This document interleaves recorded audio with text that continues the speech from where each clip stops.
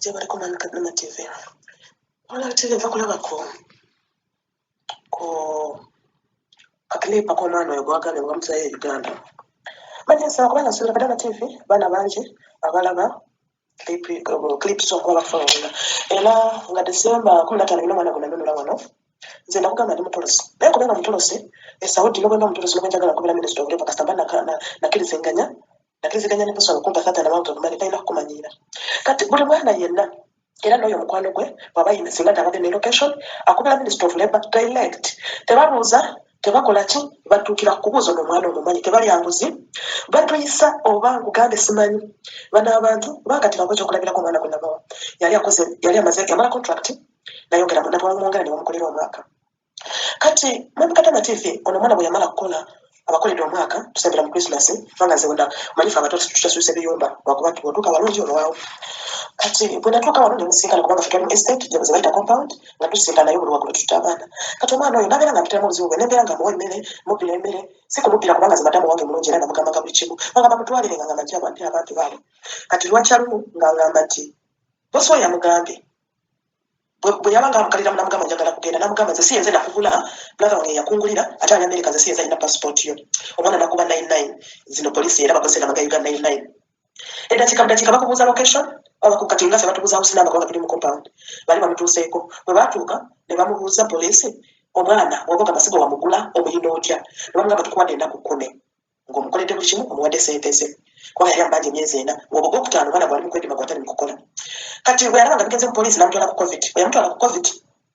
bwe yavaayo n'amugamba sikyagenda okuyamba kiri kimu ngenda kugula tiketi ekuze ewammwe tosuubirayo sente n'emu bwe yakingamba ne mugamba ennyumba ebadde y'abantu 11 kubanga baali abaana 8 taata ne maama ba 10 naye wa 11 wano bagaba ennyumba kusinziira ku famire kati nga bosi wange yalina omwana omu nga bamuwa ennyumba ntini kubanga za gavumenti eyaddako kati ye yali mu nnyumba esembayo obunene kati kyaba amubuuza kati bwe yangamba ne mugamba togenda nga tolina sente kubira ministry of labor kino ne muwenda mpa eya 19911 kati ebeera toll free oba olina enamba ngeri registered nga bagiwandisa n'eyikama naye zino enamba ze bagula obuguzi tekubayo kati omwana bwe yamala ne mugamba keera omwebuzise bwagana odde wagula okubira ki ministry omwana bwe yamala najja namugamba naye papa sente zange n'amugamba kyenkugambye tomanyira n'amugamba owalira naye ng'omwana before bamutwala out ne mugamba nebeera nga mugenda tolya kantu konna naye nga lazima bamutomeza obutwa ne bamuwa obutwa kati mu bino bye babadde batambuza nga bali mugamba tugenda gula air ticket bamubuzaabuza nga baagala mali ekugunda bakwate sente ze bamusasudde bamugule air ticket ate ya Uganda nga bamanyi kati obutwa bumazemu weeks 2 bumazemu week ate yakutuke kati omwana ekirungi bwe namugamba tukubira ministry of labor naye teyantenguwa n'abakubira n'abagamba naye n'abamugezi n'abagamba sente zisinga n'abagamba mbabanja myezi 6 tata wange mulwadde mbagamba bampe sente anganda agenda kugula air ticket tagenda kusasula kati ministry of labor bamugamba bugambe tuwe location aba bantu namba gye bakugamba kuwa location bano abantu balina technology y'amaanyi omuntu omulala nokagigata mu namba yita saving era nagezaako nti saving enyambisa abaana abalala naye tegenda na mu namba yo nobusindika message tegendako ate nga tusharing ku WhatsApp kati omwana ministry of labor bwe yatuuka yanyiga akadde ne bavaayo bamanyi nti wagenyi ne bamugamba omuwala gundi negundi mumanyi kubanga yabagamba temugamba ti nze abakubidde mugambe bantu bange be babakubidde bwe baatuuka ne babagamba ate bawalabu banaabwe naye gavumenti ya Saudi teyagala muntu yenna alinyirira eddembe ly'omwana teyagala kutaataganya ekifaananyi kyabwe kubanga baagala kulyetinga environment esikiriza abantu ab'ebweru kujja okukola so abantu abatutulugunya gavumenti tebimanyiiko ate batya amateeka buli lwayingira amateeka bakwanguyira nnyo kati omwana ono bwe bakubira baatuuka ne babagamba omuwala gwe tinekuti mumanyi nti ye abantu be batukubidde beeraliikirifu kubanga bali bamutako wifi naye ekirungi nga amulibika wifi k'omwana tebamanyi nti yali akufuna connection kakaaliko nti abantu be batukubidde tebamuwuliza tebakola ki beeraliikiridde ate omwana oyo nti yabagamba abanja myezi 6 ne babagamba anti ne babagamba mumanyi nti mumuyite twagala kumulaba ne bamuyita ne babagamba twagala express air ticket era bwe bajja ng'oli ku overstay nga babadde ba contract yeweddeko bakugamba twagala express air ticket twagala mutwale ku shopping ate ne babagambirawo twagala musindike sente bweziti yali abanti emyezi 6 naye babagamba twagala nusu 64 musindike ne bamubuuza oyina omuntu ali ready ku receiving sente ze Uganda nti yes ne bamugamba beera ready kati bosi nabagamba leero sibadde bulungi alinde enkya saawa 12 ministry of labor team yali ku mulyango ne yagamba endagaano yaffe era omwana bamutwalirako ku express air ticket sente ne basindika nga Ministry of Labour eyimiridde awo nusu kakaaga mu binaana nkubira muvamu meka ne mugamba miliyoni 6 ne baniriza nga bamuwaddemu miliyoni mu sentinale yazisindika direct ya exchange nga biki nasindika Ministry yamala owe Uganda yamala kuwithdrawinga n'abasindikira withdraw receipt n'azibankinga ku account ye n'abasindikira banking receipt ne balyoka basimpule ne bamugamba twagala express air ticket era bw'ovaayo gitusindikire tumanye saawa ffe tugenda kumwetwalira ku kisaawe tobaako kyomukola tobaako kitabu kyona kyomukola era tujja kumusooka mu ddwaliro naye before that means omwana baali bamuwadde akatwa kubanga namukuti natulya kintu kyonna abantu abali mu nkayana nabo era Mr. Kadama Kuti nabaanabo bano abantu babeera olaba tebafuna ssente kati nyinza ekikuwa ekyokulabirako kya bosi wange Mr. Kadama TV bosi wange omukazi waakola afuna obukadde 10 omwami akola afuna obukadde 10 obwa Uganda bwenkutegeeza naye kera essomo muwalabu gyakwata kati nga iPhone Pro aba akola ki asasula loan ankocho kulako madamu wange asasula loan yanusu bitano by'essimu buli mwezi sister we bamukola sajja yali munene asasula loan ey'obukadde 2 yagulira sister brother we motoka asasula loan obukadde 85 bwa Uganda asasula loan ate bakola shopping online ate dadu we yafa awaayo sente z'emmere buli mwezi kubanga kati family eyandibadde nga omutemwa gwafuna mu gavumenti ku lw'omulimu gwa bbaawe ziri nusu 6 ze miliyoni 6 of which ero tezibeezako family kubanga family y'abantu 5 baba asasula loan y'obufumbo omukazi gwe yawasa 2013 akyasasula miliyoni 5 kubanga eno towasa nga tolidde loan akyasasula loan ya motoka akyasasula then shopping eno bulunaku at least wagenda 10 obachi at least ekitono nnyo bwabanga yagula ebintu mu ebiri at least wafulumya 10 wali online shopping kati abantu abo na obeera Kadama ng'obakolera naye ng'obasinza shopping obeera Kadama ng'obakolera ng'obasinza saving obeera Kadama ng'obakolera ng'obasinza sente kubanga wakuba sente zo osindika zonna naye wabatematema kubanga kati nayogerako ne madamu nga tandakola shopping ono gwakola makeup agenda ku skin ey'okubatoona obwoya bw'okumubiri tebabwagala naye nga ebyo byonna tandabikola ng'amaze kusaasanya nanga nsasudde asigaza nusu 13 ku miliyoni 10 ezze z'okusaasanya kati awo n'atandika era bwe wakyala omugenyi wane wabaawo ekyetaagisa kyonna tubeera mu financial crisis naye nga bafuna sente nyingi kati labala abaana kubanga ono omwana ekyali kyagala kumusa kiki kubanja sente nyingi yali abanja myezi 4 of which myezi 4 ziba zisinga sente ng'amaze kusaasanya bamutemyeko looni bamutemyeko ki zasigaza kitegeera kaakati omwana oyo Ministry ya Labour bwe yajja yamununula era kuko olwo bamugula express air ticket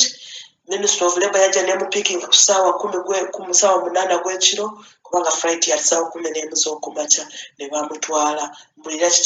mbuuza kiki ekyaddirira mwami Kadama TV omwana bwe nzemu okwogera naye ne mubuuza kiki wankyawaye kubanga yasanyuka nnyo n'agamba simanya na kye ndikuwa era nakati agamba tamanyi kyalimpa kubanga namununula yali wakufa bw'atuuka yava ku kisaawe already ndowooza bw'oba olinamu obutwa mu mubiri enyonyi erina engeri gyekuyisa obubi sometimes kati bwe yatuuka teyali awulira bubi n'atuuka waka wayita ennaku 2 ne bamutwala ku kitanda yafulumiza miliyoni 3 obutwa bwali butandise kumwonoona amawugwe naye alhamdulillah mukama yamutaasiza n'awona naye kyali kitegeeza wano bwe bali bamugambira nti baagala kumuwaako kumugula air ticket just mu sente ze baali bamuwadde obutwa baagala amale kunywenjebera bakole ki bamugule air ticket atuuke ng'afa naye Ministry yajja n'emutaasa kati mwekyo mwami Kadama TV buli mwana asobola kutuuka mu contract ne bamugulira line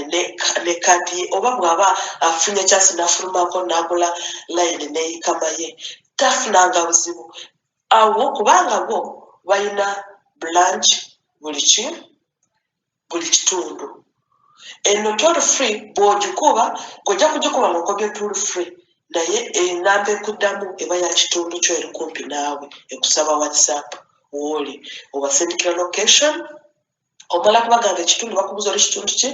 eddakiika eyo bakutuukirawo ate ebyabwe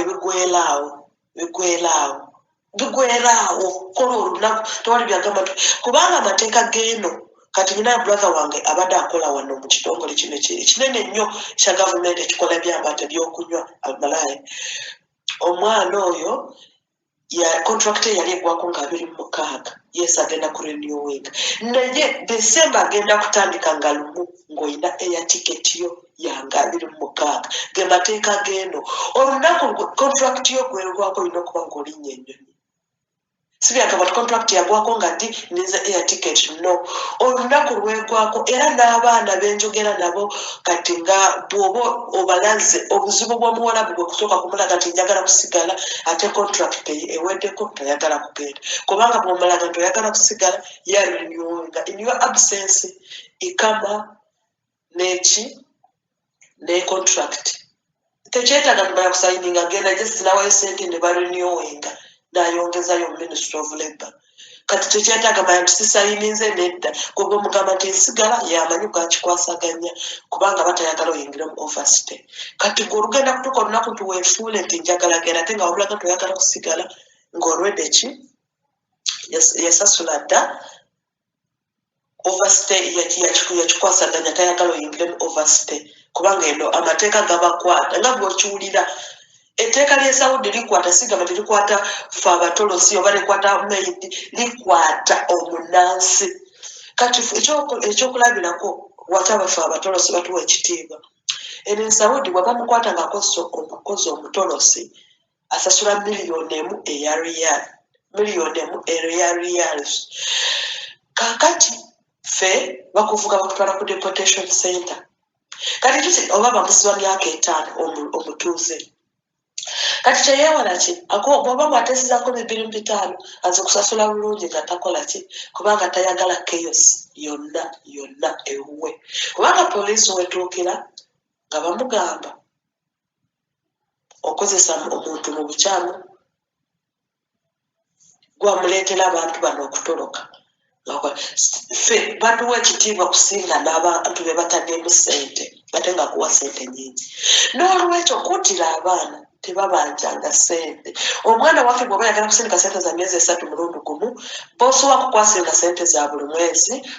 emyezi 3 bw'egigwa muwe ssente azikusindikire bw'oba yagala kusindika buli mwezi sindika ssente zo buli mwezi kubanga okusindikako automatically kuba wa mitwalo wakati wa mutwalo okusinziira bwe banga okozesa STC app ng'okola oli akutransferinga kuva ku account yo kusindikira ku account endala zisala wakati wa riyal emu ne 25 naye esigadde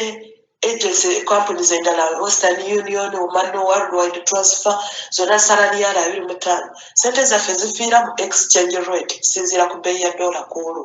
sinziira naye mostly in banks zibeera constant ng'eri ku